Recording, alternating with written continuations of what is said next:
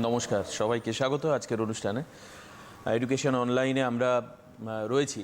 R by the way, যখন মানে পড়াশুনো করতে হয় সকালবেলাটা উঠে, তখন একটা আলাদা রকমের অনুভূতি হয়। মানে সে আবার পুরনো দিনের স্কুল জীবনে ফিরে যাওয়া, পড়াশুনো করা, সকালবেলায় উঠে শিক্ষকের কাছে যাওয়া অথবা বাড়িতে শিক্ষক আসা, এতদিন পরে এই একটা পরিবেশ পেয়ে আমার নিজের ভীষণভাবে ভালো লাগে। তো আজকে একটু অন্য ধরনের পড়াশুনো, মানে আর্টস ডিপার্টমেন্টে যাব। ইউজুয়ালি আমাদের যে সমস্ত ক্লাসেসগুলো হচ্ছে, সায়েন্স হচ্ছে, লিটারেচারের উপর হচ্ছে। আর্টসের কম্পারেটিভলি আমরা রাষ্ট্রবিজ্ঞান একাধিকবার ক্লাস করেছি, সোমা ম্যাডাম আসতেন, মনে আছে আমার। তো আজকে হচ্ছে দর্শন। আমার আজকে যতদিন ধরে আমি এডুকেশন অনলাইন করছি, তো তার মধ্যে ফিলোসফির ক্লাস হচ্ছে অলমোস্ট আমার কাছে প্রথম, ফার্স্ট ডে। তো কাজেই যারা দর্শনের স্টুডেন্ট রয়েছে এবং যারা ইভেন এবার হায়ার সেকেন্ডারি দিচ্ছ, তাদের জন্য একটা খুব ভালো অপরচুনিটি যে ম্যাডামের কাছ থেকে আজকে ক্লাসটাকে বুঝে নেওয়া এবং বেশ কিছু জায়গা যেগুলো আবর্তন চ্যাপ্টার থেকে, বেশ কিছু জায়গা যেগুলো তোমাদের প্রশ্ন থাকতে পারে, সেগুলোর উত্তর পাওয়া। যদি কিছু অতিরিক্ত প্রশ্ন তোমাদের থেকে থাকে যদি কিছু অতিরিক্ত প্রশ্ন থাকে, তাহলে সেগুলো তোমরা আজকে আমাদের লাইভ ফোন ইন যেহেতু প্রোগ্রাম, কাজে সেখানে ফোন করতে পারো, জানতে পারো যে এই জায়গাটা কি হবে। ম্যাডাম তোমাদের হেল্প করবার চেষ্টা করবেন। তো আজকে আমাদের সঙ্গে উপস্থিত রয়েছেন ম্যাডাম মোনালিসা নাথ। মোনালিসা নাথ, আমি ম্যাডামের স্কুলের সঙ্গে আমার পরিচয়, পুরনো পরিচয়, এখানকারই অনুষ্ঠানের সুবাদে। উনি কৃষ্ণপুর আদর্শ বিদ্যামন্দির বয়েজ থেকে আমাদের মধ্যে রয়েছেন, কিন্তু বাই দ্য ওয়ে আমি বিলিভ করি যে উনি শুধু ওই স্কুলের টিচার না, আজকে সবার টিচার, সবার শিক্ষিকা দর্শন বিষয়ে। আমরা আলোচনায় আসবো ক্লাস 12, আবর্তন হচ্ছে চ্যাপ্টার, আমি বলেই দিয়েছি আগে। তো একদম প্রথমেই ম্যাডামের থেকে ছাত্রছাত্রীদের জন্য যদি কিছু বলবার থাকে, কোনো সাজেশন যদি কিছু থাকে, তাহলে ম্যাডামের থেকে সেটা আগে জানবার চেষ্টা করব। ম্যাডাম, আপনি কিছু কি বলতে চাইবেন এবারকার? কারণ দেখুন, এমনিতেই সিলেবাস কমেছে খানিকটা, এটা আমরা সবাই জানি। তো সেখানে ছাত্রদের উদ্দেশ্যে কি করা উচিত, বা এই সময় কোন কোন চ্যাপ্টারের উপর জোর দেওয়া উচিত, আপনার জায়গা থেকে আপনি বলতে পারেন, তারপর আমি কোশ্চেন আনসারে আসবো। নমস্কার। প্রথমেই আমি আমার সকল ছাত্রছাত্রীকে আমার স্নেহভরা ভালোবাসা জানাচ্ছি। আশা করছি সবাই সুস্থ আছো, ভালো আছো, বাড়িতে আছো। বাড়িতে তো ঠিক মতন পড়াশোনা হচ্ছে না, কারণ স্কুলের বিকল্প হয় না। তবুও আমরা চেষ্টা করছি যতটা তোমাদের বোঝাতে পারি আমি। এবং সিটিভিএন চ্যানেল যে উদ্যোগটা নিয়েছে, তাদেরও আমি ধন্যবাদ জানাচ্ছি। আজকে আমি আবর্তন চ্যাপ্টার নিয়ে কিছু বোঝাবো তোমাদের। ওটা খুবই ইম্পর্টেন্ট চ্যাপ্টার এইচএসের জন্য। এবং এখন তো সাজেশান সেই রকমভাবে হয় না, তোমাদের ভেতর থেকে সমস্তটাই পড়তে হবে। কিন্তু এমসিকিউ এসএকিউ বেশি আসে, এমসিকিউ এসিকিউটাই অনেকটা নাম্বার নিয়ে নেয়, এবং বড় প্রশ্ন তো 5টা থাকে। তার ফলে কি হচ্ছে, তোমাদের পুরো বইটাই ধরে পড়তে হবে। এবং আমি আজকে যতটা সম্ভব আবর্তন নিয়ে চেষ্টা করছি, এবং তোমাদের কিছু প্রশ্ন থাকলে আমাকে করতে পারো। বেশ। আর যেগুলো বাদ যাচ্ছে এবার, সেগুলো কি পড়া উচিত না উচিত নয়? যে সিলেবাসটা বাদ চলে যাচ্ছে এবার, কয়েকদিন আগে শিক্ষামন্ত্রী ঘোষণা করে দিয়েছে। হ্যাঁ, ঘোষণা করেছে, তবুও ওটার সঙ্গে ফিলোসফির সঙ্গে এমনই লিঙ্ক থাকে যে ওই চ্যাপ্টারগুলো তোমাদের পড়ে যেতে হবে। ওই চ্যাপ্টারগুলো যদি না পড়ো, তাহলে অন্য চ্যাপ্টারগুলো তোমরা কিন্তু বুঝতে পারবে না। ঠিক ফিলোসফিতে দেখো, আমি তোমাদের সঙ্গে মনে হয় লাস্ট এডুকেশন অনলাইন করি, আজকে হচ্ছে রবিবার, গত শুক্রবার সকালবেলায় শৈবাল মিত্র স্যার উপস্থিত ছিলেন অঙ্কের বিষয়। উনিও কিন্তু একই কথা বলেছেন যে একটা চ্যাপ্টারের সঙ্গে আরেকটা চ্যাপ্টার এমনভাবে কোরিলেটেড, একটা চ্যাপ্টার যদি তুমি বাদ দিয়ে দাও, যেটা এবারকার সিলেবাস রিডিউস হওয়ার জন্য বাদ গেছে, আরেকটা চ্যাপ্টার তোমার বুঝতে অসুবিধা হবে। তো কাজেই এই চ্যাপ্টারগুলো বাদ গেছে ঠিক আছে, কিন্তু তোমাদের নিজেদের ডেভেলপমেন্টের জন্য এবং আগামী দিনে দর্শন নিয়ে যদি তোমরা আরও বেশি পড়াশোনা করতে চাও, এগুলোকে কিন্তু বাদ দিলে চলবে না। আচ্ছা ম্যাডাম, আপনাকে আমি প্রথম প্রশ্ন যেটা রয়েছে তোমাদের জন্য, তোমরা কি কাজ করবে প্রত্যেক দিনের মতো? তোমরা কোয়েশ্চেনটা আমি বলছি, তোমরা লিখে নাও খাতায়। ম্যাডাম যেটা উত্তর দিচ্ছেন সেটা শুনে বোঝার চেষ্টা করো। যদি কোনো বোর্ড ওয়ার্ক উনি করেন, সেটা স্ন্যাপ তুলে নিও মোবাইলে। অথবা যদি এগুলো তোমরা না করতে চাও বা না করতে পারো, তাহলে তোমরা পরবর্তী সময় গিয়ে কিন্তু ইউটিউবে অথবা ফেসবুকে এই প্রোগ্রামের আপলোড পাবে, এডুকেশন অনলাইন বলে, সেখান থেকেও তোমরা আরেকবার পুরো ক্লাসটাকে, মানে 1 ঘন্টার কম বেশি 1 ঘন্টার যে ক্লাস, সেটাকে তোমরা আরেকবার রিভাইজ করে নিতে পারো। এই অপরচুনিটি তোমাদের জন্য রয়েছে। আচ্ছা ম্যাডাম, প্রথম যেটা প্রশ্ন হচ্ছে আবর্তন কাকে বলে? আবর্তন চ্যাপ্টার ক্লাস 12-এর জন্য প্রথম প্রশ্ন তোমাদের, আবর্তন কাকে বলে? ম্যাডাম কি বলবেন? আমি প্রথমেই বলতে যাই, আবর্তন হলো কি ধরনের? আবর্তন হলো অমাধ্যম যুক্তি। এবারে অমাধ্যম আমি কাকে বলবো? যদিও ওইগুলো আজকে রিলেটেড, আমি ওই চ্যাপ্টারে যাচ্ছি না, তবু আমি একটু বুঝিয়ে দিই। অমাধ্যম হলো যেখানে একটিমাত্র হেতুবাক্য থেকে সিদ্ধান্তে আসা যায়, সেইটাই হলো অমাধ্যম। আর আবর্তনও ঠিক তাই, একটা হলো অমাধ্যম যুক্তি। তাহলে আমি কি বলছি, আবর্তন কাকে বলে বলতে গেলে বলতে হবে যে অমাধ্যম অনুমানে একটিমাত্র গুণের পরিবর্তন না করে একটিমাত্র হেতুবাক্য থেকে সিদ্ধান্তে আসতে পারবো, এবং উদ্দেশ্যটাকে বিধেয় করতে হবে, বিধেয়টাকে উদ্দেশ্য করতে হবে, করে ন্যায়সঙ্গতভাবে যে আমরা সিদ্ধান্ত পাবো, সেটাই হলো আবর্তন। আমি আবার বলছি, যে অমাধ্যম অনুমানে আমরা গুণের পরিবর্তন না করে উদ্দেশ্যটাকে বিধেয় এবং বিধেয়টাকে উদ্দেশ্যে পরিণত করে যে আমরা বচন পাবো, সেটাকেই হলো আবর্তন। তোমরা একটা উদাহরণের সাহায্য দিলেই বুঝতে পারবে। বোর্ডে যাব কি? বেশ, আমি চলে যাচ্ছি, আপনি পেনটা সিলেক্ট করুন। বেশ। সকল মানুষ হয় সৎ ব্যক্তি।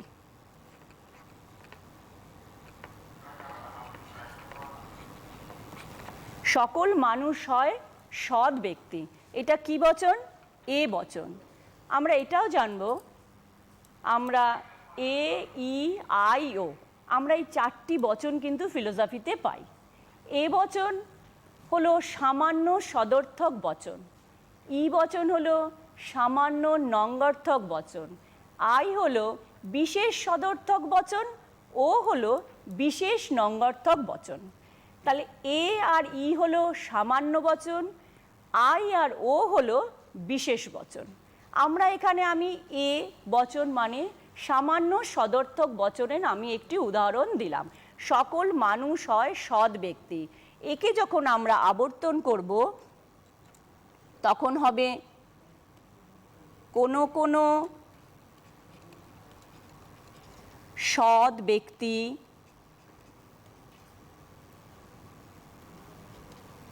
হয় মানুষ,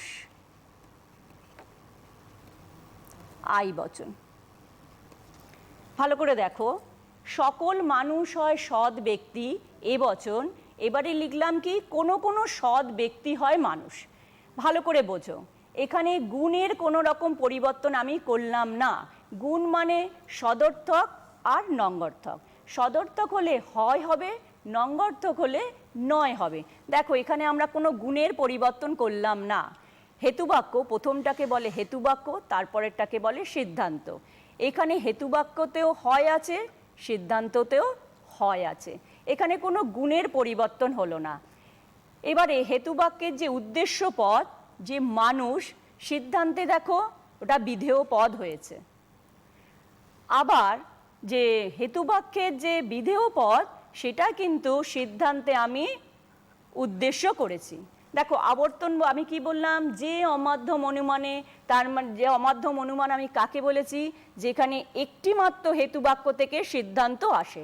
দেখো এখানে একটি বাক্য হেতুবাক্য থেকে সিদ্ধান্ত এসেছে। আর আমি কি বলেছি, যে গুণের পরিবর্তন হবে না।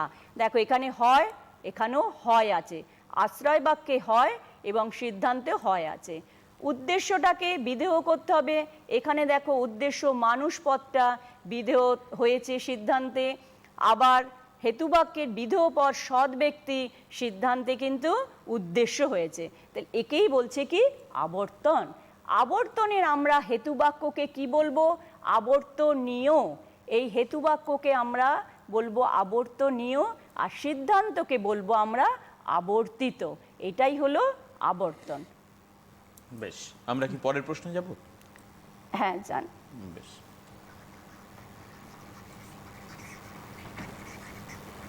বেশ, আমরা পরের প্রশ্ন হ্যাঁ হ্যাঁ হ্যাঁ পরের একটু এটা ছেড়ে দিলে আমি পরের প্রশ্নে যেতে পারি। হয়ে গেছে মোছা? হ্যাঁ ব্যাস,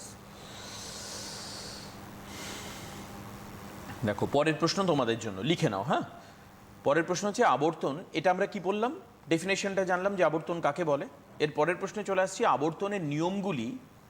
আবর্তন হবার জন্য যে নিয়মগুলো প্রয়োজন, সেই নিয়মগুলো উদাহরণ সহ উল্লেখ করো। আবর্তনের নিয়মগুলো উদাহরণ সহ উল্লেখ করো। ডেফিনেশনটা তোমরা মাথায় আছে নিশ্চয়ই তোমাদের। এবার কি নিয়ম মেনে আবর্তন হচ্ছে সেগুলোকে উল্লেখ করতে হবে। মোনালিসা ম্যাডাম কি বলবেন?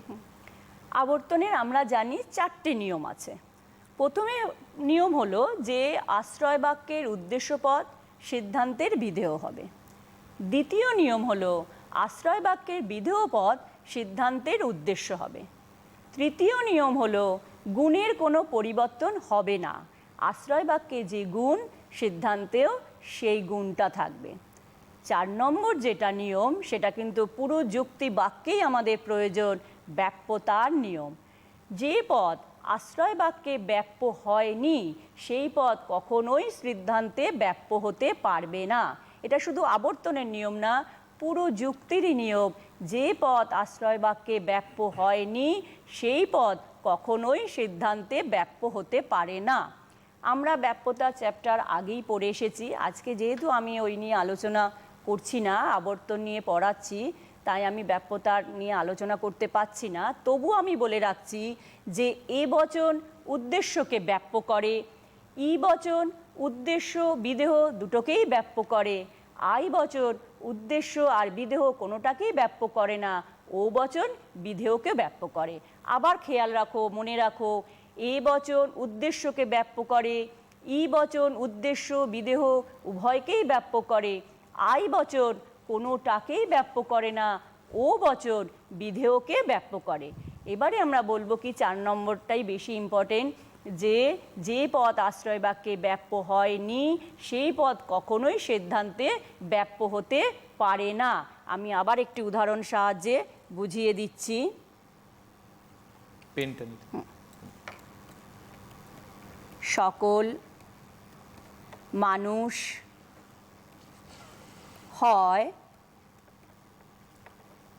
সৎ ব্যক্তি, সুতরাং কোনো কোনো সৎ ব্যক্তি হয় মানুষ। দেখো প্রথমেটা এ বচন, তারপরটা আই বচন। দেখো আমি তাহলে এখানে দেখছি প্রথম নিয়ম আমি কি বলেছি, আশ্রয় বাক্যের উদ্দেশ্য সিদ্ধান্তের বিধেয় হবে। আশ্রয় বাক্যের উদ্দেশ্য সিদ্ধান্তের বিধেয় হয়েছে। দ্বিতীয় নিয়ম কি বলছি আমি, আশ্রয় বাক্যের বিধেয়টা সিদ্ধান্তের উদ্দেশ্য হয়েছে। তৃতীয় নিয়ম কি বললাম আমি, কোনো গুণের পরিবর্তন হবে না। এখানেও গুণ যা আছে এখানেও, ওটা মাঝখানে ক্লিক করে আউট করতে হবে, পেন দিয়ে মাঝখানে ক্লিক করতে হবে। হ্যাঁ ব্যাস, এখানেও কিন্তু সেই একই আছে, গুণের পরিবর্তন হয়নি। 4 নম্বর নিয়মটা আমি কি বললাম, যে পদ আশ্রয় বাক্যে ব্যাপ্য হয়নি সেই পদ কখনোই সিদ্ধান্তে ব্যাপ্য হতে পারে না। আমরা জানি কি এ বচন হলো উদ্দেশ্যকে ব্যাপ্য করে। এই দেখো এইটা ব্যাপ্য হয়েছে, এই যে মানুষ এই পদটা ব্যাপ্য হয়েছে, এখানে এটা ব্যাপ্য হয়নি। এটাতে কিন্তু কোনো ভুল নয়।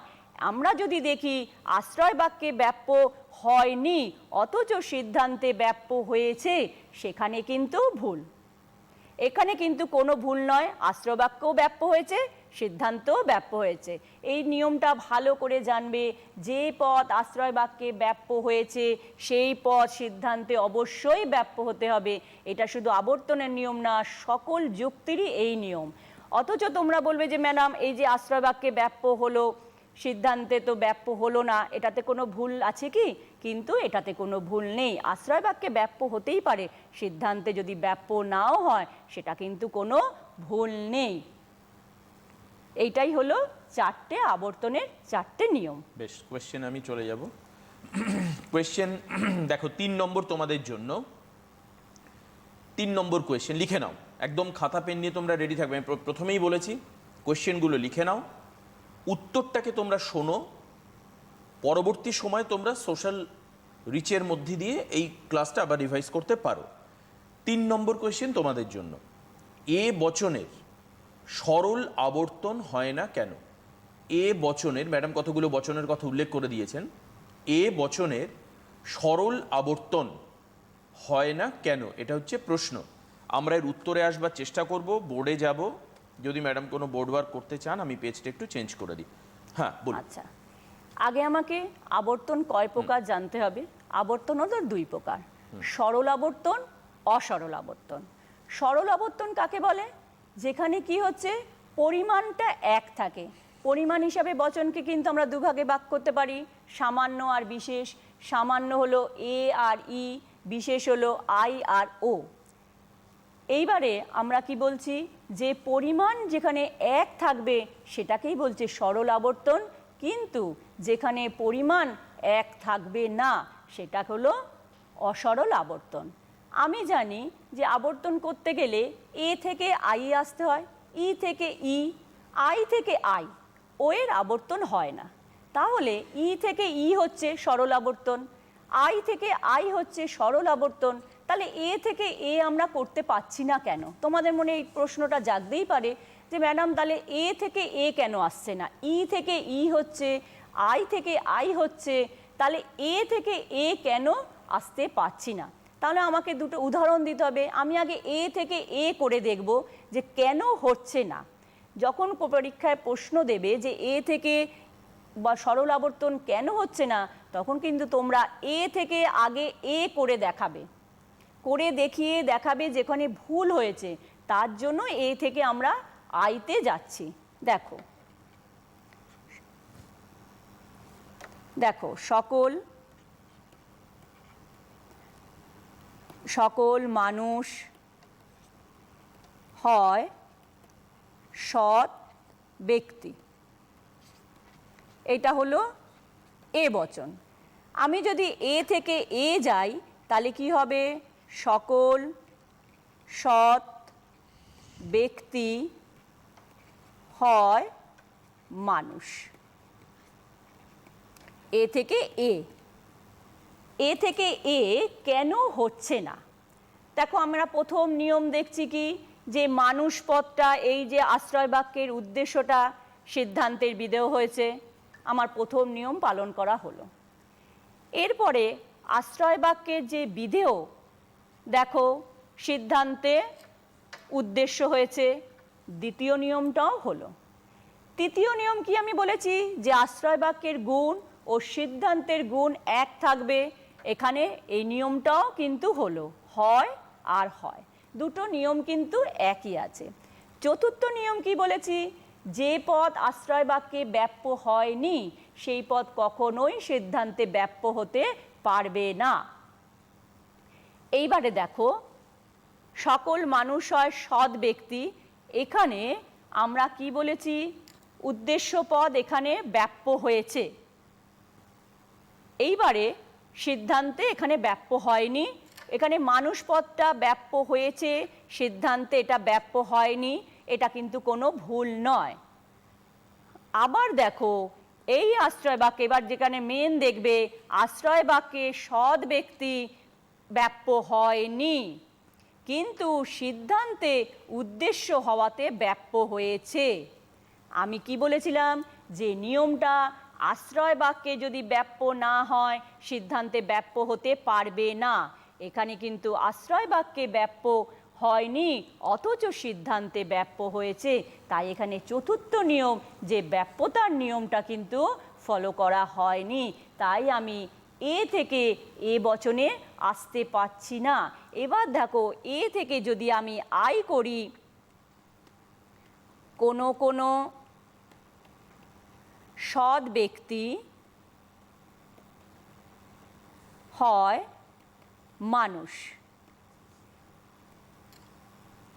দেখো এটা হলো আই বচন, এটা কিন্তু আর সরল আবর্তন থাকলো না। এটা হলো কি, এ বচন হলো সামান্য, আই বচন হলো কিন্তু বিশেষ।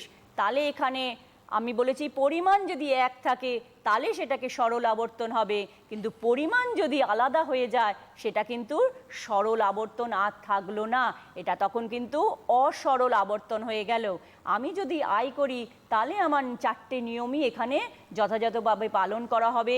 দেখো এখানে উদ্দেশ্য পদটা, এখানে হেতুবাক্যে উদ্দেশ্য পদ সিদ্ধান্তের বিধেয় হয়েছে, আশ্রয় বাক্যের বিধেয় পদ সিদ্ধান্তের উদ্দেশ্য হয়েছে, এবং দুটোরই গুণ একই আছে। আর যে পদ আশ্রয় বাক্যে ব্যাপ্য হয়নি সেই পদ সিদ্ধান্ত ব্যাপ্য হয়নি। সুতরাং আমি বলতে পারি যে এ বচনের সরল আবর্তন সম্ভব নয়, এ থেকে আই করতে হবে, এগুলো হলো অসরল আবর্তন। কিন্তু ব্যতিক্রম তো থাকবেই, কোনো কোনো ক্ষেত্রে কিন্তু এ বচনের সরল আবর্তন সম্ভব। বেশ, কি করব আমরা? আমি সেইগুলো উদাহরণ সাহায্যে একটু বুঝিয়ে দিই যে কোন কোন ক্ষেত্রে সরল আবর্তন সম্ভব, এটা কিন্তু ব্যতিক্রম। আমি এমনি যতদূর বলছি যে এ বচনের সরল আবর্তন হয় না, কিন্তু ব্যতিক্রম সবেতেই আছে, কোনো কোনো ক্ষেত্রে কিন্তু সরল আবর্তন হয়। সেই সব ক্ষেত্রগুলো কি আমি একবার আলোচনা করে দিই। যদি দেখি বিধেয় পদটি উদ্দেশ্য পদের সংজ্ঞা নির্দেশ করে, সেই ক্ষেত্রে কিন্তু সরল আবর্তন সম্ভব। ধরো সকল মানুষ হয় বুদ্ধিবৃত্তি সম্পন্ন জীব। বুদ্ধিবৃত্তি সম্পন্ন জীব, এখানে যদি আমি এ করি সকল বুদ্ধিবৃত্তি সম্পন্ন জীব হয় মানুষ। এখানে কিন্তু আমি এ থেকে এ করলাম। কেন এ থেকে এ আমি আনলাম?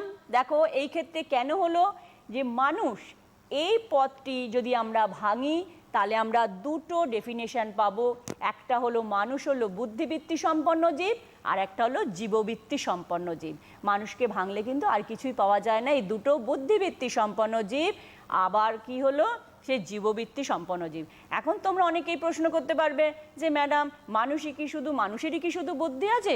অন্য আমরা প্রাণীরও তো বলি, এই যে কুকুরটা যাচ্ছে তারও তো কত বুদ্ধি, কিন্তু তা নয়। সেই বুদ্ধিটা কিন্তু আমাদের বুদ্ধির কাছে খাটে না। আমাদের বুঝতে গেলে কিন্তু মানুষ ভাঙতে গেলে বুদ্ধিবৃত্তি সম্পন্ন জীব, এটাই আমাদের মানুষকে ভাঙলে দুটি বৃত্তি পাওয়া যায়, বুদ্ধিবৃত্তি আর জীববৃত্তি।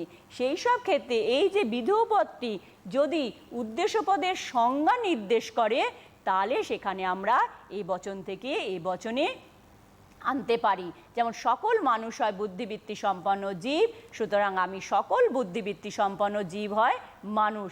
এই ক্ষেত্রে আমরা কিন্তু এই বচনের সরল আবর্তন করতে পারি।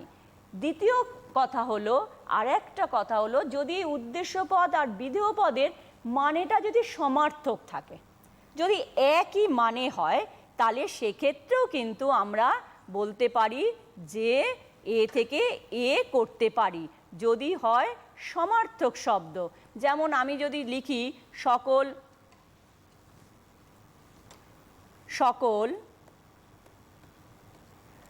জীব হয় প্রাণী, জীব হয় প্রাণী, সুতরাং সকল প্রাণী হয় জীব। দেখো এটা কিন্তু সমার্থক শব্দ। জীব আর প্রাণী একই কথা, যেই জীব সেই প্রাণী, যেই প্রাণী সেই জীব। এখানে কি হচ্ছে, দুটো সমার্থক শব্দ। যদি উদ্দেশ্য আর বিধেয় সমার্থক শব্দ হয় তাহলে কি বলবো, এ থেকে এ বচনে আসা যাবে। তাহলে আমরা এ বচনের আমরা জানি কি সরল আবর্তন হয় না, কিন্তু কিছু ব্যতিক্রম আছে। আমি আবার বলছি, যেখানে বিধেয় পদ উদ্দেশ্য পদের সংজ্ঞা নির্দেশ করে সেখানে হবে। আবার যেখানে হলো দুটো সমার্থক শব্দ, মানে উদ্দেশ্য আর বিধেয় সমার্থক শব্দ, সেখানেও কিন্তু এ থেকে এ আমরা করতে পারি। তৃতীয় নিয়ম হলো, যদি আমরা দেখি যে উদ্দেশ্য আর বিধেয়র মধ্যে বাক্যার্থ সমান, মানে অন্তর্নিহিত অর্থ বাক্যার্থ সেটা যদি সমান হয়, সেখানেও কিন্তু আমরা এ থেকে এ আনতে পারি। আমি একটা উদাহরণ সাহায্যেই বুঝিয়ে দিচ্ছি। সেটাও, যদি ব্যাখ্যার্থ সমান হয়, উদ্দেশ্য বিদেহ যদি ব্যাখ্যার্থ সমান হয়, তাহলে সেক্ষেত্রেও কিন্তু আমরা এইভাবে আনতে পারি। যদি আমরা বলি যে সমবাহু হয় এমন ত্রিভুজ যাদের কোণগুলো সমান, এক্ষেত্রে আমরা যদি বলি সকল ত্রিভুজ যাদের কোণগুলো সমান হয় সমবাহু, মানে দুটোই কিন্তু ব্যাখ্যার্থ এক। সমবাহু একটা ত্রিভুজ যার কোণগুলো সমান, আর যে ত্রিভুজের সমবাহুগুলো সমান তাকে আমরা তো কোণগুলো যদি সমান হয় তাকেও আমরা সমবাহু বলছি। তাহলে ভালো করে বোঝো, যেখানে উদ্দেশ্য বিধের ব্যাখ্যার্থ সমান সেখানেও কিন্তু আমরা এ থেকে এ বচন আনতে পারি। যেমন সমবাহু হলো এমন ত্রিভুজ যাদের কোণগুলো সমান। আবার যদি আমরা বলি সকল ত্রিভুজ যাদের কোণগুলো সমান হয় সমবাহু, তাহলে দুটোরই ব্যাখ্যার্থ কিন্তু এক হচ্ছে। সেই সব ক্ষেত্রেও আমরা কি করতে পারি, সরল আবর্তন করতে পারি। আর একটা ক্ষেত্রে হয় কি, যেখানে বিশিষ্ট কোনো পদ বোঝায়, উদ্দেশ্য আর বিধেয় যদি কোনো বিশিষ্ট পদ বোঝায়, যেমন বলছি কি আমরা কালিদাস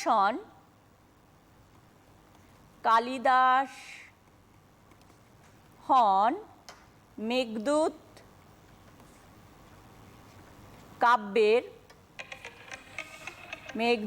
কাব্যের রচয়িতা। দুটোই কিন্তু কোনো বিশিষ্ট পদ। এবার যদি আমি বলি যে মেঘদূত কাব্যের রচয়িতা হন, মেঘদূত কাব্যের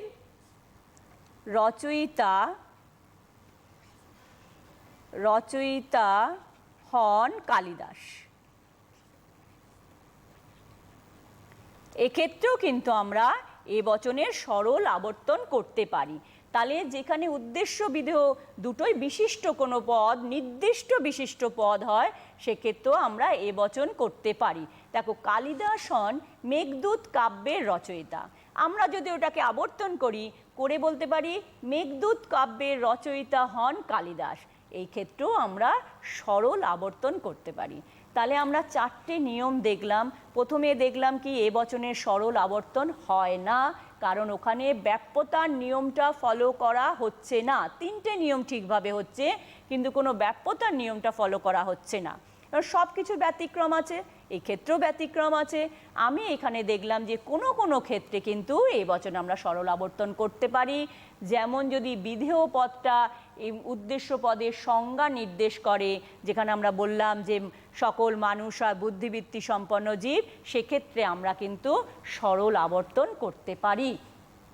দ্বিতীয়টা হলো কি হলো, যেখানে উদ্দেশ্য আর বিধেয় পদ হলো সমার্থক শব্দ, সেখানেও কিন্তু আমরা সরল আবর্তন করতে পারি। যেমন সকল জীব হয় প্রাণী, সেটাকে করলাম সকল প্রাণী হয় জীব। আবার বলতে পারি, যেখানে যদি ব্যাখ্যার্থ উদ্দেশ্য আর বিধেয় ব্যাখ্যার্থ যদি সমান হয়, যেমন কি হলো সকল সমবাহু হয় ত্রিভুজ যার কোণগুলো সমান, সেক্ষেত্রে আমরা বলতে পারি সকল ত্রিভুজ যার কোণগুলো সমান হয় সমবাহু। ওখানেও কিন্তু আমরা এ থেকে এ আসতে পারি, মানে এই বচনের সরল আবর্তন করতে পারি। আরেকটা হতে পারছে কি, কোনো বিশিষ্ট নির্দিষ্ট পদ যদি হয় উদ্দেশ্য আর বিধেয়, সেক্ষেত্রেও আমরা এ বচনের সরল আবর্তন করতে পারি। যেমন কালিদাস হন মেঘদূত কাব্যের রচয়িতা, তাহলে আমরা সেখানে করতে পারি কি মেঘদূত কাব্যের রচয়িতা হন কালিদাস, সেটাকেও আমরা কিন্তু সরল আবর্তন করতে পারি। আমরা কি পরের প্রশ্নে আসবো ম্যাডাম? হ্যাঁ হ্যাঁ, বেশ। পরের প্রশ্নে আমরা আসব।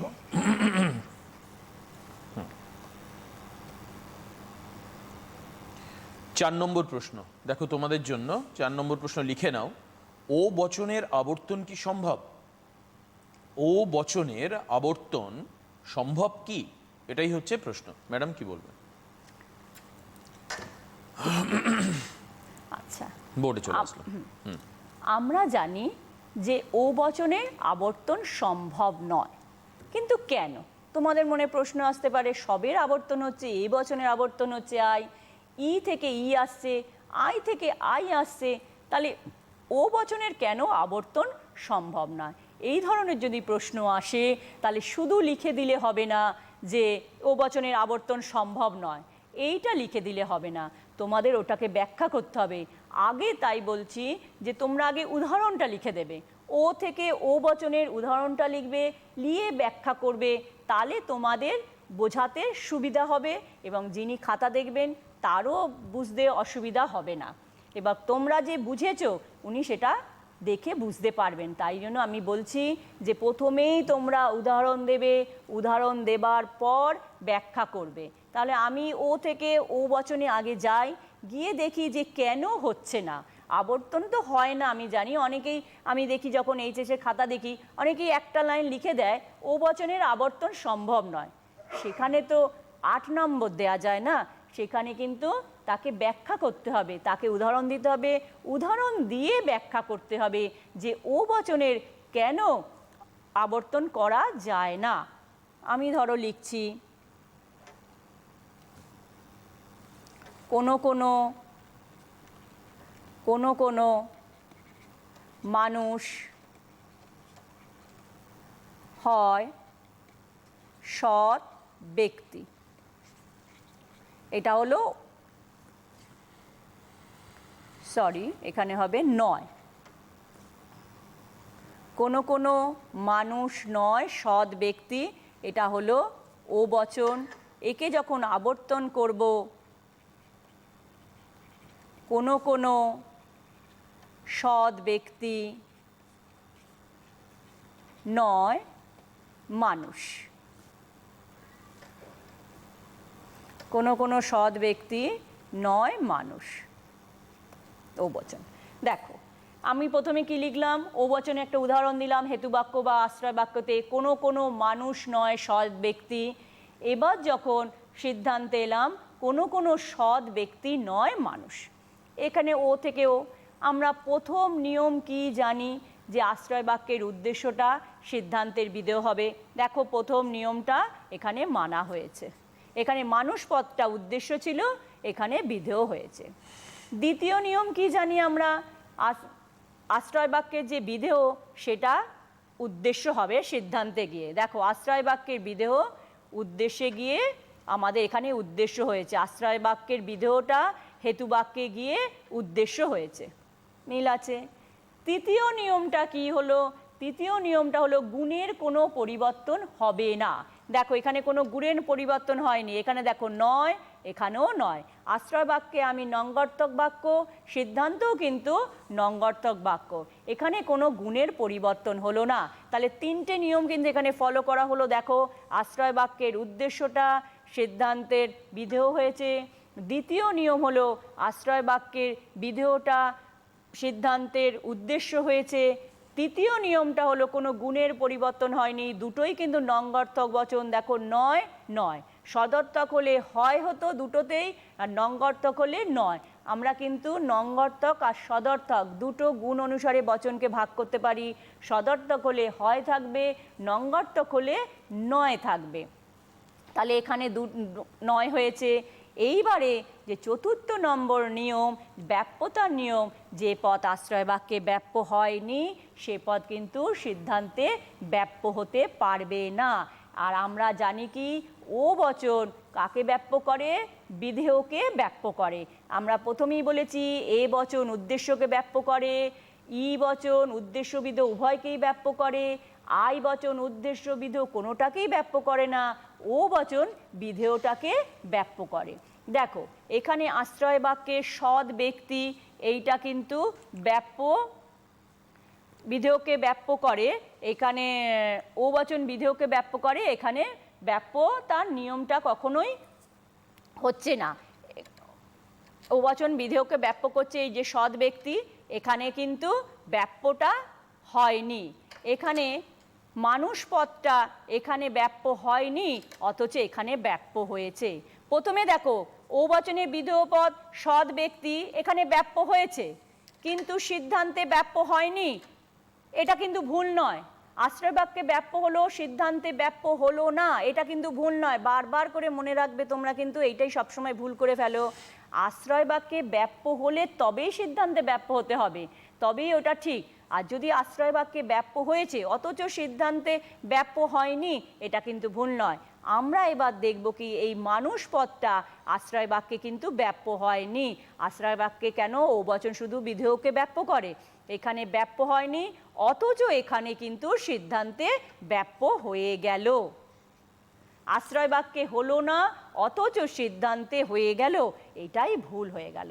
এই ব্যাপ্যতার নিয়মটা কিন্তু এখানে ফলো করা হলো না। আশ্রয় বাক্যে ব্যাপ্য হয়নি অথচ সিদ্ধান্তে ব্যাপ্য হয়ে গেল। আমরা জানি কি, যে পদ আশ্রয় বাক্যে ব্যাপ্য নয় সে পদ কখনোই সিদ্ধান্তে ব্যাপ্য হতে পারে না। সুতরাং এখানে চতুর্থ নিয়মটা পালন করা হয়নি, তাই এখানে আমি বলতে পারি যে ও বচনের আবর্তন হয় না। তোমরা কিন্তু পরীক্ষার সময় এইভাবেই লিখবে, শুধু আবর্তন হয় না বলে লিখে এলে কোনোদিনই 8 নম্বর তোমরা পাবে না।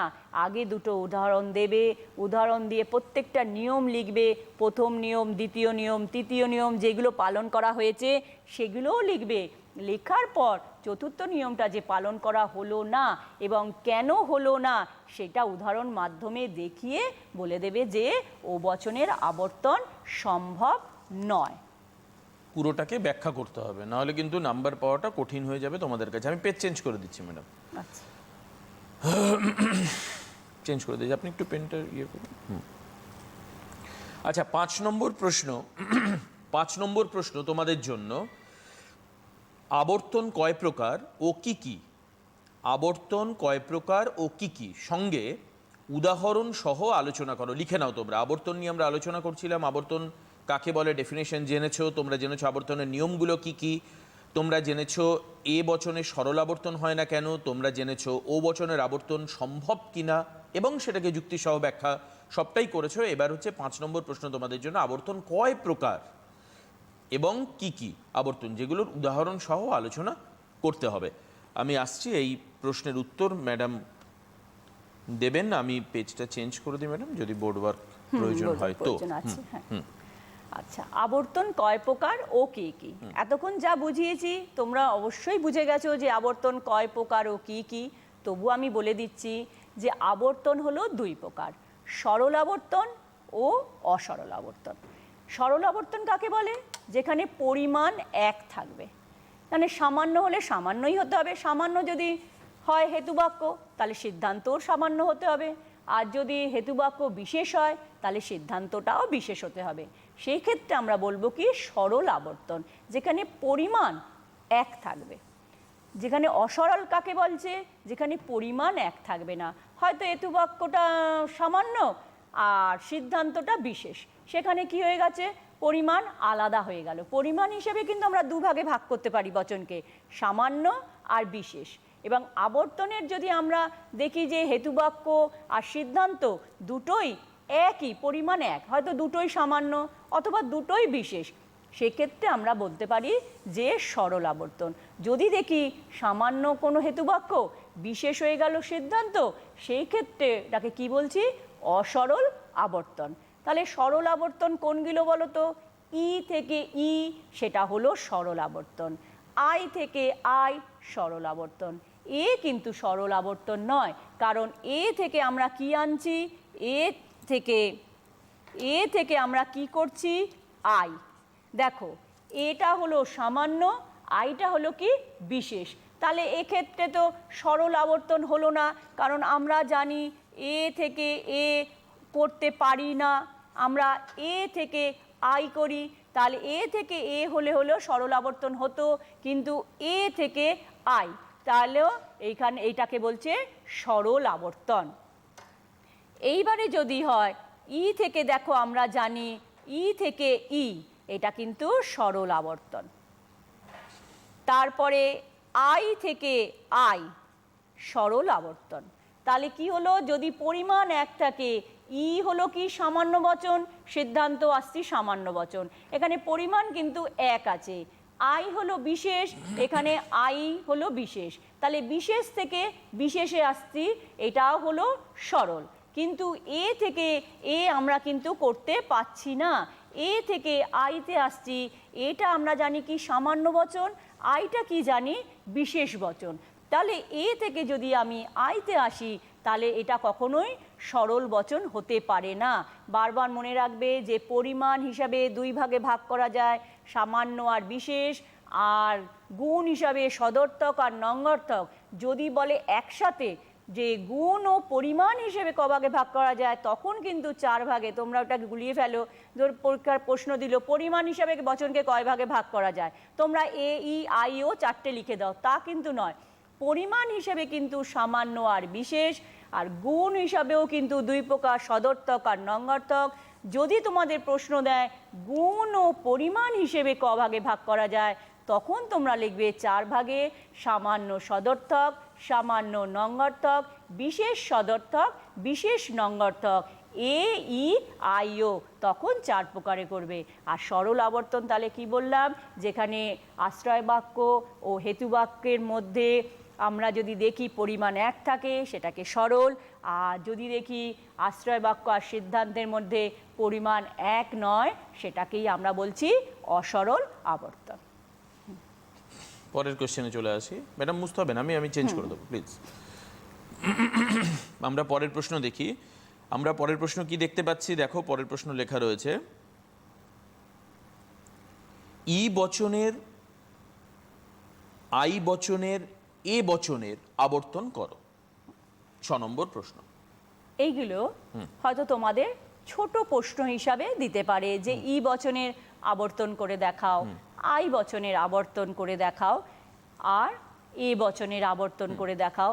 সেটা আমি এ বচনে তো বারবার করে দেখালাম, এ থেকে আই আমার করে সরল আবর্তন করলাম, এ থেকে এ করে দেখলাম যেখানে সরল আবর্তন করা সম্ভব। তাহলে ও বচনটাকেও আমরা দেখিয়ে দিলাম। এইবারে যেটা আমরা করছি ই থেকে ই বচনটা দেখাই আর আই বচনটা দেখাই, কারণ এ আর ও আমি এতক্ষণ ধরে ব্যাখ্যা করেছি। এবারে ই থেকে ই দেখো।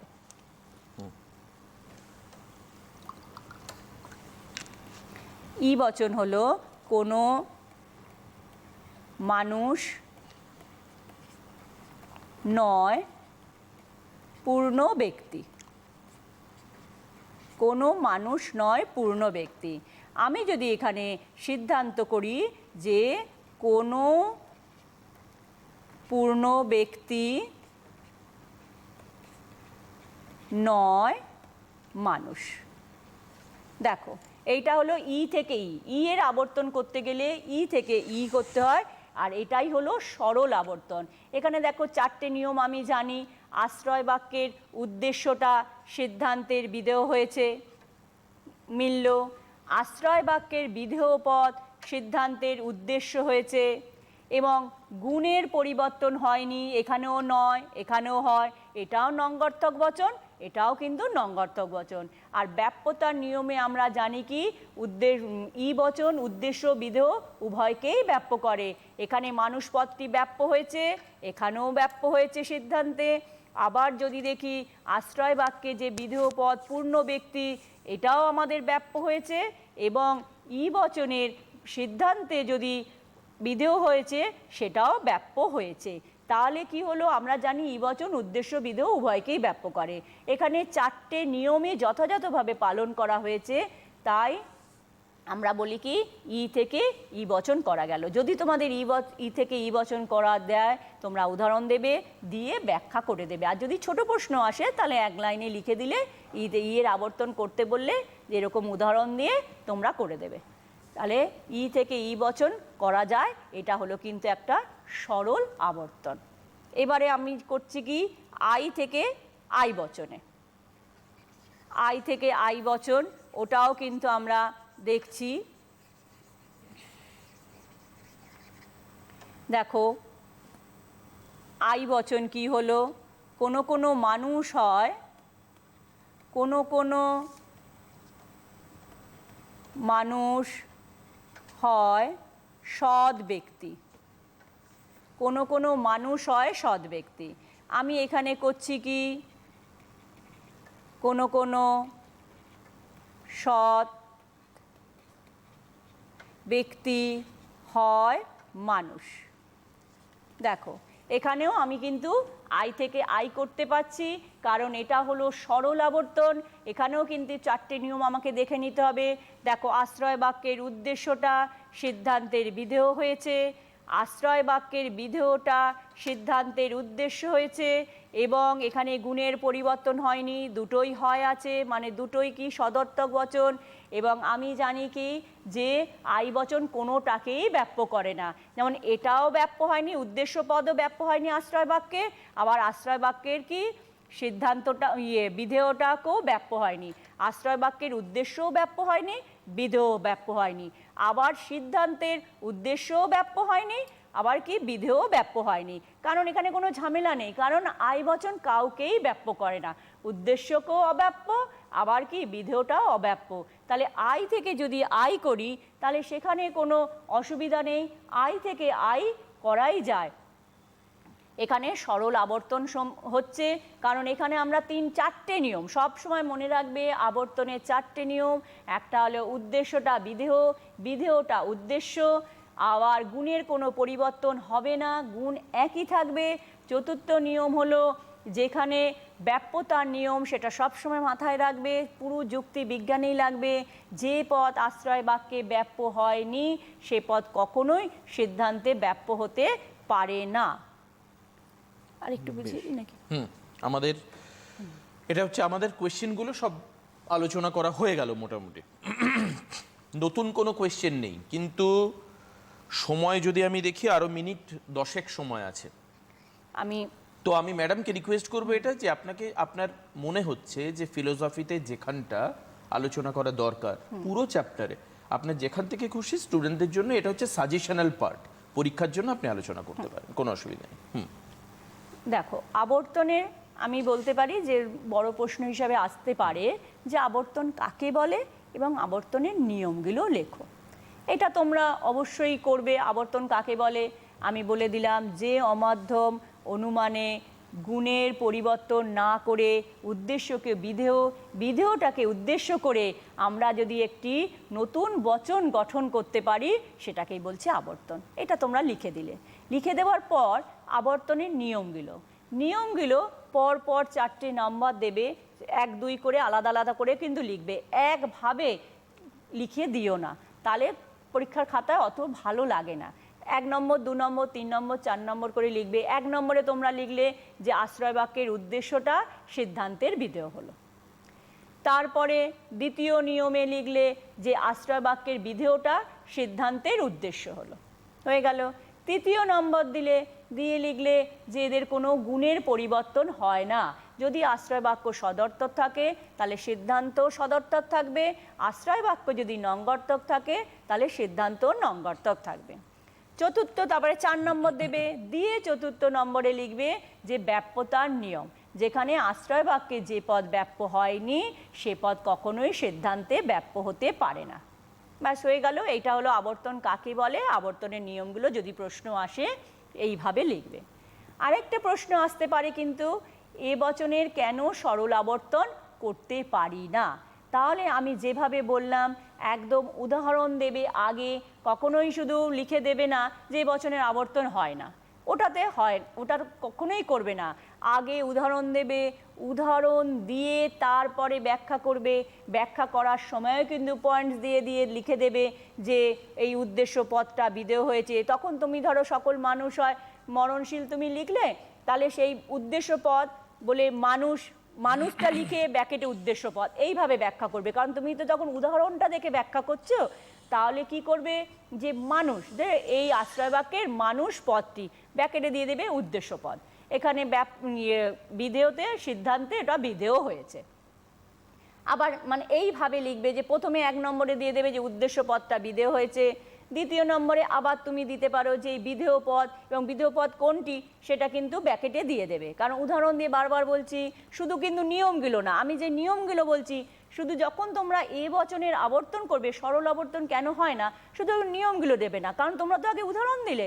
তাহলে উদ্দেশ্য পদ বলে ব্যাকেটে ওটা কি উদ্দেশ্য পদ তুমি লিখেছো, মানুষ লিখেছো না যে কোনো কোনো মানুষের নাম লিখেছো, সেটা কিন্তু ব্যাকেটে দিয়ে দেবে, যে এই উদ্দেশ্য পদটা সিদ্ধান্তের বিধেয় হয়েছে। আবার তুমি দ্বিতীয় পয়েন্টে যাবে কি, যে আশ্রয় বাক্যের বিধেয় পদ, সেখানেও কিন্তু কি বিধেয় পদটা লিখেছো ব্যাকেটে লিখে দেবে, দিয়ে তোমরা বলবে কি ওটা উদ্দেশ্য হয়েছে। আর বলবে যে গুণের পরিবর্তন হয়নি, এটা লিখবে। যখন এ বচন থেকে যখন আই করবে তখন বলবে কি যে এটা তো গুণের পরিবর্তন হয়নি, কারণ এ বচনও আমরা জানি সদর্থক বচন, আই বচনও আমরা জানি সদর্থক বচন। তাহলে তুমি বলবে যে এখানে গুণের পরিবর্তন হয়নি, কিন্তু এই 4 নম্বর পয়েন্টটা সেটাও ভালো করে লিখবে, ব্যাপ্যতার নিয়মটা, এবং উদাহরণের যে উদাহরণগুলো দিয়েছো সেইগুলো মেনশন করে দিয়ে কিন্তু লিখবে। শুধু ওই নিয়মগুলো লিখে দেবে না, নিয়মগুলো লিখবে তার সাথে কিন্তু যে উদাহরণগুলো দিয়েছো উদাহরণগুলো মেনশন করে লিখবে, লিখে শেষে লিখবে এই বচনের আবর্তন সম্ভব নয়। আবার একটা প্রশ্ন আসতে পারে, যেটা আমি বললাম কোন কোন ক্ষেত্রে এ বচনে, যেটা আমি প্রশ্নের মধ্যে নেই, তোমাদের তবু আমি আলোচনা করে দিয়েছি যে কোন কোন ক্ষেত্রে এ বচনের আবর্তন সম্ভব, সেখানেও কিন্তু তোমরা ব্যাখ্যা ভালোভাবে করবে। আমি যেমন 4টে জায়গা দেখিয়ে দিয়েছি, যে যদি সমার্থক শব্দ হয়, উদ্দেশ্য বিধেয় যদি সমার্থক শব্দ হয়, সেখানে তোমরা সরল আবর্তন করতে পারো। যে উদ্দেশ্য বিধেয় যদি বাক্যার্থটা এক হয়, সেখানেও তোমরা সরল আবর্তন করতে পারো, এ থেকে এ আসতে পারো। বা যদি কোনো নির্দিষ্ট বিশিষ্ট পদ হয়, যেমন কালিদাস আর মেঘদূত কাব্যের রচয়িতা, সেক্ষেত্রেও তোমরা করতে পারো।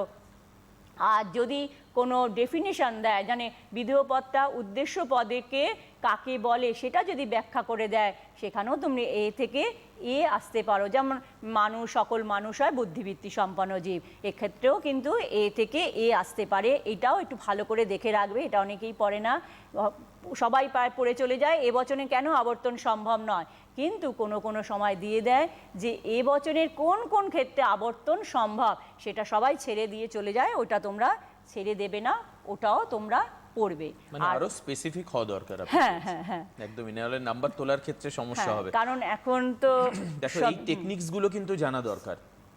এবং আমাদের ক্লাসগুলো ইম্পর্টেন্ট এই কারণের জন্যই, ম্যাডামরা তো খাতা দেখেন, ওনারা এক্সামিনার। একটা জিনিস বোঝো,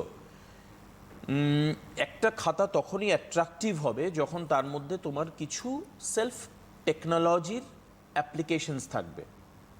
এবং কোয়েশ্চেনগুলো পড়বার ক্ষেত্রে আমাকে একজন আমার টিচার বলতেন যে যখন কোয়েশ্চেন পড়বে সেটাকে খুব ভালো করে পড়ো, কারণ কোয়েশ্চেনটা কি চাইছে এটা বোঝাটা কিন্তু খুব দরকার। এই যে ম্যাডামের আগের অংশটা আলোচনা করলেন, অনেকে হয়তো এটাকে ওভারলুক করে যায়, সেই কারণের জন্য কোয়েশ্চেন বোঝা দরকার। এবং পার্ট মার্কিংয়ের ক্ষেত্রে ম্যাডামকে জিজ্ঞেস করব, পার্ট মার্কিং যেসব কোয়েশ্চেনের ক্ষেত্রে থাকে সেগুলো কিভাবে দেখতে হয়, করতে হয়, লেখার ক্ষেত্রে আমরা কিভাবে প্যারা মেনটেন করে লিখবো, যদি একটু স্টুডেন্টদেরকে জানিয়ে। এবারে আমরা পার্ট করে প্রশ্ন দিই, সেটা তোমরা সব সময় ফলো করবে কত নাম্বারে দিয়েছে। ধরো 1 নম্বরে, সেটা 1 নম্বরের মতন লিখলে, তারপরে আমরা হয়তো ভাগ করে দিই কোয়েশ্চেন, আমরা হয়তো ভাগ করে দিলাম যে 8 নম্বরটাকেই হয়তো 2, 5, 4 এইভাবে ভাগ করা থাকে। অনেক সময় 8ই দিয়ে দেয়, কিন্তু অনেক সময় কিন্তু ভাগ করা থাকে। তোমরা কিন্তু অনেকেই আছে দেখি 2 নম্বর দেয়া আছে, প্রথমটাকেই 8 নম্বরের মতন লিখে ফেললে, সেটা কিন্তু করবে না। 2 নম্বরেরটা 2 নম্বরের মতন লিখবে, তারপরে 3 থাকলো, 5 থাকলো, সেই হিসাবে কিন্তু লিখবে।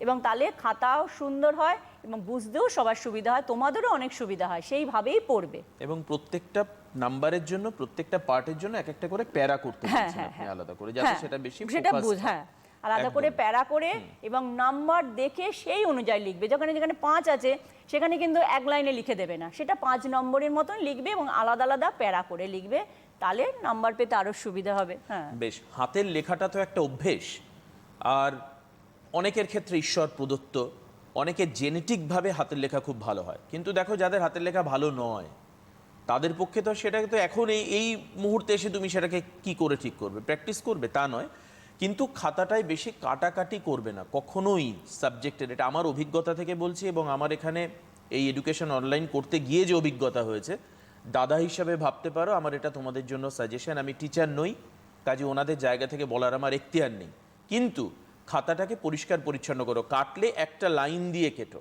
মানে একটা দাগ দিয়ে কেটো। অনেকে আছে কাটছে মানে সেখানে ঘিচিমিচি করে আবর্তন গতি পরিক্রমণ গতি সব কিছু সেখানে করেছে। Don't do that, it is a soft request to you. যখন কাটবে একটা দাগ দিয়ে কাটো, ঘিচিমিচি করে কালো করে কাটবে না। এই ব্যাপারগুলোকে পরিষ্কার করো। মানে খাতাটা যেন একটা ছবির মতো হয়। তোমার প্রেজেন্টেশন, তোমার খাতাই তোমার প্রেজেন্টেশন, তোমার খাতাই তোমার পরিচয়। উনি তোমায় চিনবে না ইন্ডিভিজুয়ালি, মোনালিসা ম্যাডাম তোমায় চিনবে না, কে তুমি। তুমি যখন খাতাটা সাবমিট করছো, উনি যখন খাতা দেখছেন, বাইরে উনি কোচবিহারের খাতা দেখছেন, তো তোমাকে ইন্ডিভিজুয়ালি চেনার কোনো প্রশ্নই নেই। খাতাটা হচ্ছে তোমার পরিচয়, যাতে তোমার যেরকম জামা কাপড়, তোমার হেয়ার স্টাইল, তোমার মেকআপ যেরকম তোমার পরিচয় হতে পারে, তোমাকে দেখে লোক বুঝবেন তুমি কীরকম পরিবারের মানুষ, তোমার রুচি কীরকম, খাতাটাও কিন্তু তোমার রুচির পরিচায়ক। কাজে যখন খাতায় লিখছো সেটাকে নোংরা না করে পরিষ্কার করে লিখলে আমার মনে হয় নাম্বার পেতে সুবিধা হবে। ম্যাডাম আর ঠিক 1-1.5 মিনিট সময় আছে, আপনি স্টুডেন্টদের জন্য যদি কিছু বলতে চান, যে পরীক্ষার জন্য আপনার তো ডেফিনেটলি হাই সেকেন্ডারির জন্য শুভেচ্ছা থাকবে ওদের, যাতে ভালো নাম্বার করে, পাশাপাশি if any kind of suggestion you want আমি বারবার করে বলবো যে কোনো সাজেশন পড়ে যেও না, পুরো বইটা ভালোভাবে পড়ো, এবং যেগুলো না বুঝতে পারো স্কুলের টিচাররা তো আছেই, তাদের ফোন করো। এখন তো তোমরা স্কুলে যেতে পারছো না, তবু তাদের ফোন করলে আমরা আশা করছি যে তারা সবসময় তোমাদের সাহায্য করবে। কিন্তু তোমরা সাজেশন পড়ে যেও না, পুরো বইটা ফলো করো, পুরো বইটা পড়ে যাও, এইটুকুনি তোমাদের বলছি। আর তোমাদের অবশ্যই ভালো রেজাল্ট করো, এটা আমি চাইছি। একদমই, বেশ ভালো রেজাল্ট করো তোমরা, ভালো করে পড়ো। আর আরেকবার আমি আজকের কোয়েশ্চেনগুলো একটু বলে দিই চট করে, তাহলে তোমরা এবার মিলিয়ে দেখতে পারবে একদম কনক্লুশন পার্টে। দেখো, আবর্তন কাকে বলে আজকে ম্যাডাম বলে দিয়েছেন। দ্বিতীয়ত হচ্ছে আবর্তনের নিয়মগুলো উদাহরণ সহ উল্লেখ করো, এটাও ম্যাডাম বলে দিয়েছেন। পরপর এগুলো পাবে, একদম অনুষ্ঠানের প্রথম থেকে দেখবে, করলে ওই ইউটিউবে বা ফেসবুকে তোমরা পেয়ে যাবে। 3 নম্বর হচ্ছে এ বচনের সরল আবর্তন হয় না কেন। 4 নম্বর হচ্ছে ও বচনের আবর্তন কি সম্ভব। 5 নম্বর হচ্ছে আবর্তন কয় প্রকার এবং কি উদাহরণ সহ আলোচনা করো। লাস্ট হচ্ছে ই বচনের, আই বচনের, এ বচনের আবর্তন ব্যাখ্যা করো। আজকে এই পর্যন্তই। ম্যাডামকে অনেক ধন্যবাদ আজকে এখানে উপস্থিত হওয়ার জন্য। আপনি ভালো থাকবেন, আপনার স্কুলের ছাত্রছাত্রীরা ভালো থাকুক, আপনি পরিবার নিয়ে ভালো থাকুন। এই একই রকমভাবে আবারও যাতে এডুকেশন অনলাইনে ফিলোসফির ক্লাস নিয়ে আপনি উপস্থিত হতে পারেন, আমরা এটাই চাইবো। তোমাদেরকে অনেক ধন্যবাদ জানিয়ে এখানে শেষ করছি। পরের অনুষ্ঠানের জন্য তোমাদের নজর থাকুক সিটিভিএনে। নমস্কার।